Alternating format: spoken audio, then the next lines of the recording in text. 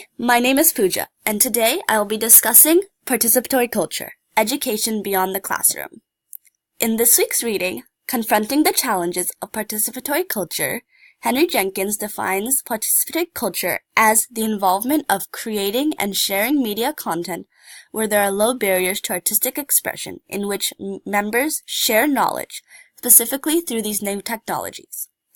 There are many benefits surrounding this culture. A few, as mentioned in the reading, are opportunities for peer-to-peer learning, development of skills valued in the modern workplace, and attaining a more empowered conception of citizenship.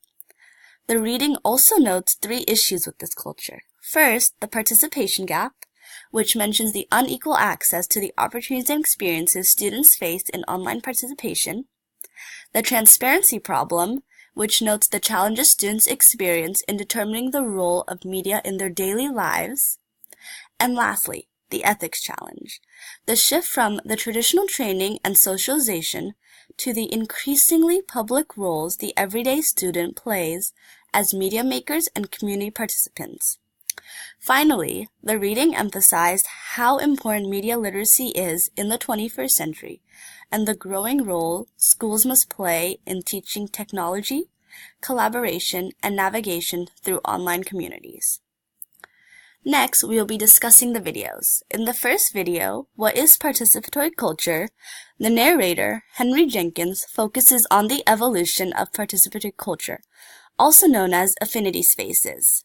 These participatory cultures, which began as early as the 19th century, a time where folk culture was prominent and information was shared orally, all the way to the 21st century, a time of the internet, computers, and smartphones.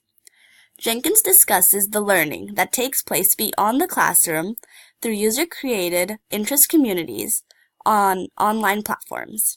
He concludes the video by emphasizing the important roles schools have in teaching these media skills. The second video, narrated by Mimi Oto, focuses on the different types of online participation.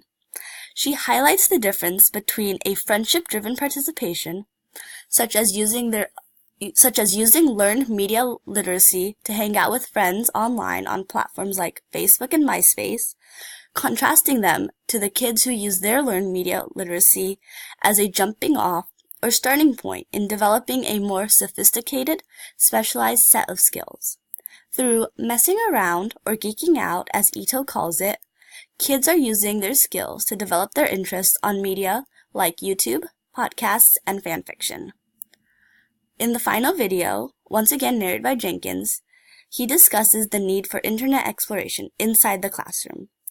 The classroom is an environment where teachers can talk about the safety and ethics regarding technology and online communities. The older generation, who have traditionally viewed computer usage by the younger generation as a waste of time, has caused many schools who still have the perspective of the older generation to fight the growing importance of collaboration and online learning. As for my reaction, I view technology as an essential element in my life. Therefore, I ultimately agree with Jenkins. As technology evolves and becomes more integrated into our daily lives, schools have the responsibility of teaching students how to safely interact online. The growth of participatory culture is hardly a surprise, as social media continues to grow larger and larger each day and become more integrated in our lives. However, what is surprising is the resistance schools have had towards integrating this technology and collaboration into the curriculum. The videos make me realize schools cannot ignore the growing role online communities play on self-driven learning.